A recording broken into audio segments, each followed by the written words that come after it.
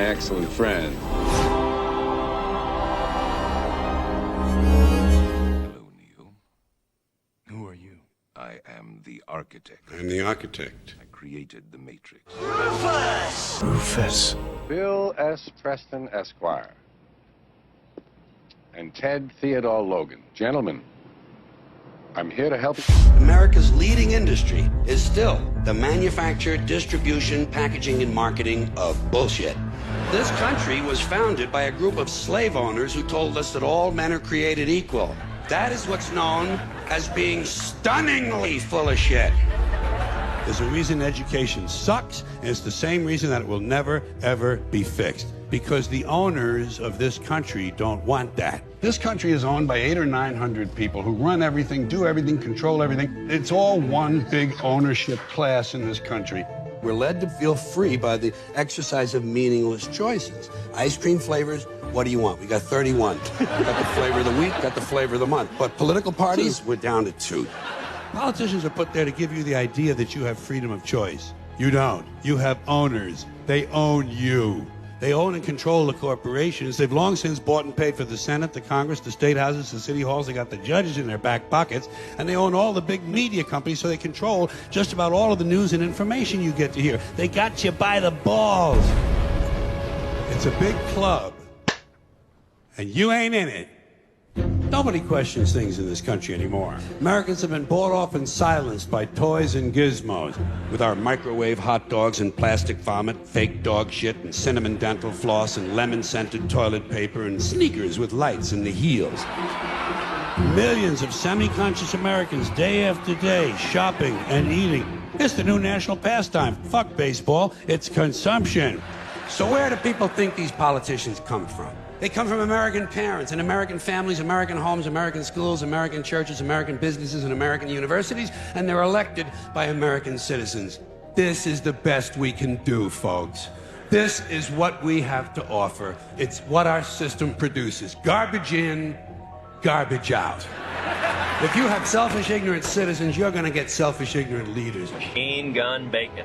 That's what the owners count on. They want obedient workers. People who are just smart enough to run the machines and do the paperwork and just dumb enough to passively accept all these increasingly shittier jobs with the lower pay, the longer hours, the reduced benefits, the end of overtime. And now they want your fucking retirement money. They want it back so they can give it to their criminal friends on Wall Street. Of course, there's a reason why we're all drugged. The drug companies want it that way. The drug industry has us taking things to get awake, things to go to sleep, things to pep up, things to forget about the grief you had from something. There's a drug problem in this country. Where do you hear that? At the drugstore. You don't have to be a political scientist to see the bigger dick foreign policy theory at work. It goes something like this. What? They have bigger dicks? Bomb them! That's our new job in the world, bombing brown people. Industry, isn't that roughly our job everywhere? We kind of free people and whip industry on them so that they can have all the benefits of industry that we have come to love. Isn't there something nobler they could do to be helping this planet heal? You don't Mother Earth, raped again.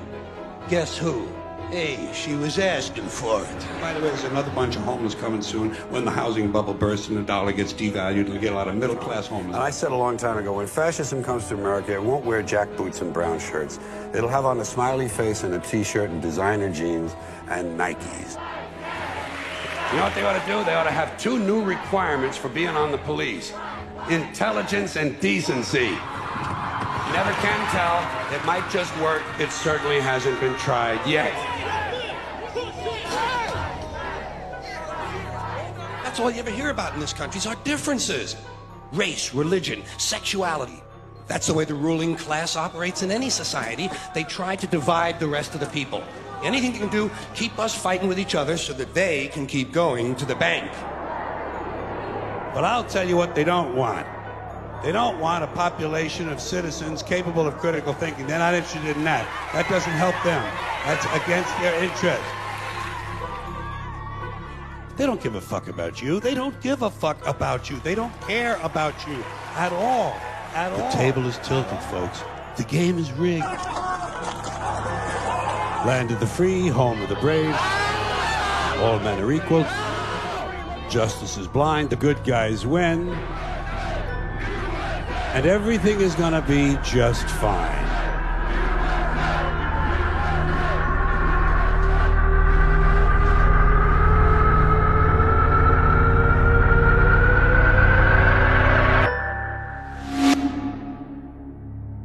It's called the American Dream because you have to be asleep to believe it. Believe me when I say we have a difficult time ahead of us. But if we are to be prepared for it, we must first shed our fear of it. I stand here before you now, truthfully, unafraid. Why?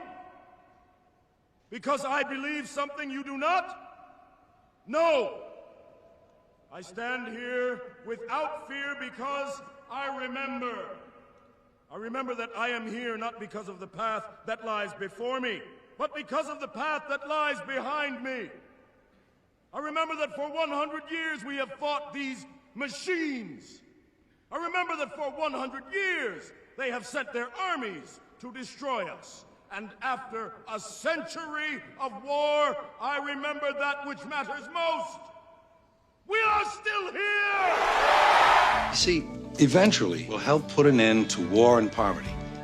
It will align the planets and bring them into universal harmony, allowing meaningful contact with all forms of life, from extraterrestrial beings to common household pets. I hear that shit. I don't care about oracles or prophecies or messiahs. I care about one thing. Stopping that army from destroying this city. And to do that, I need soldiers to obey my orders. There is only one way to save our city. How? Neo. He fights for us. Know that as long as there is a single breath in his body, will not give up. Damn it, Morpheus. Not everyone believes what you believe. Our beliefs do not require them to. You believe you're fighting for something, for more than your survival? Can you tell me what it is? Do you even know? You must be able to see it, Mr. Anderson. You must know it by now. You can't win. It's pointless to keep fighting. Why, Mr. Anderson? Why? Why do you persist? Because I choose to. How can we ever thank you, Rufus? Be excellent to each other. Here, if I might be so honored to jam with you. Good night, Zion. Sweet dreams.